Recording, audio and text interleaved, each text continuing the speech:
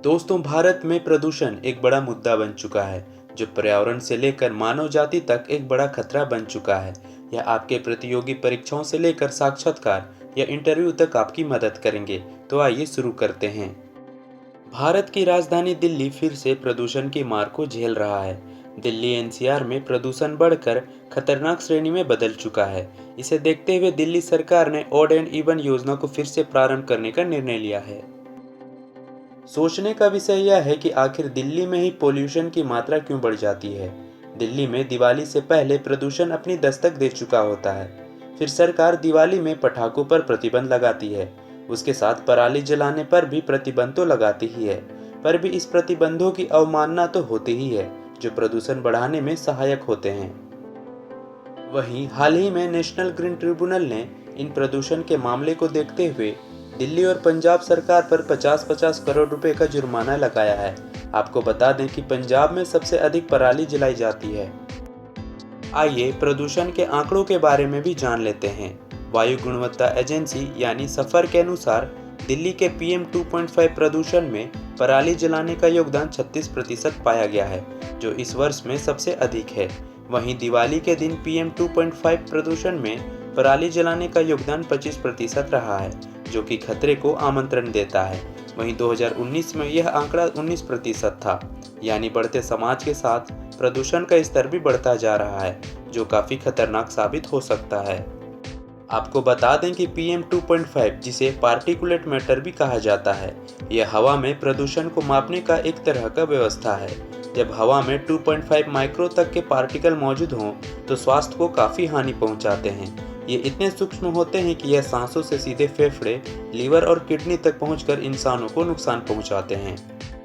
आखिर दिल्ली में फैले इस प्रदूषण से किन किन शहरों को नुकसान पहुंचता है, यह भी जान लेते हैं।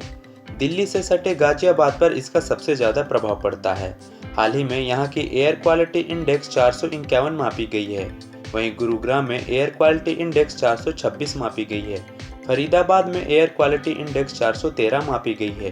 आपको बता दें कि एयर क्वालिटी इंडेक्स के अनुसार दिल्ली में यह आंकड़ा 500 के पार पहुंच चुका है। वहीं नोएडा में यह आंकड़ा 600 के पार चला गया है।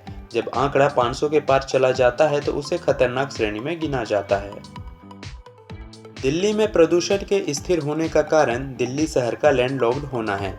आपको बता दें कि दिल्ली के आसपास मुंबई और कोलकाता की तरह कोई समुद्री एरिया नहीं है, जिसके कारण हवा की गति धीमी होती है। स्थानीय लोगों को यह कोहरे की समान दिखाई देती है, पर यह असल में यह धुंध से बने चादर होते हैं, जो हवा की धीमी गति के कारण स्थिर रहते हैं। जब दिल्ली में हवा की गति तेज होती है तो यह धुंध धीरे धीरे हटने लगते हैं, जिससे यहाँ के तापमान में बदलाव होता है। वहीं IIT कानपुर के एक रिपोर्ट के अनुसार दिल्ली में सबसे ज़्यादा सड़कों पर उड़ने वाले धूल को भी प्रदूषण का एक कारण माना गया है। इन धूलों में पार्टिकुलेट मैटर 10 पाया जाता है। यह इन हवाओं में उपस्थित वह पार्टिकल होते हैं जिसकी वजह से एक स्तर के बाद प्रदूषण फैलना शुरू होता है, जिसका योगदान 26% है। वहीं इन धूलों में PM 2.5 का योगदान 38% माना गया है। वहीं पेड़ की कटाई भी दिल्ली NCR में प्रदूषण का एक बड़ा कारण है। दिल्ली के पास गुड़गांव जैसे शहरों का पिछले 5 से 7 सालों में काफ़ी तेजी से विकास हुआ है। इन विकासों में कई सारे पेड़ों को काटा गया है। एक रिपोर्ट के अनुसार फरीदाबाद में मेट्रो और 6 लाइन बनाने के लिए तकरीबन 20,000 पेड़ काटे गए हैं, जो काफ़ी चिंता का विषय बना हुआ है। दोस्तों, प्रदूषण मानवीय परंपरा का हिस्सा बन चुका है, जिसमें प्रदूषण मानवीय परंपरा के गलत इस्तेमाल से उपजा हुआ दिखाई पड़ता है। तो दोस्तों, इस खबर में इतना ही। मिलते हैं एक नए फैक्ट के साथ एंड थैंक्स फॉर वॉचिंग।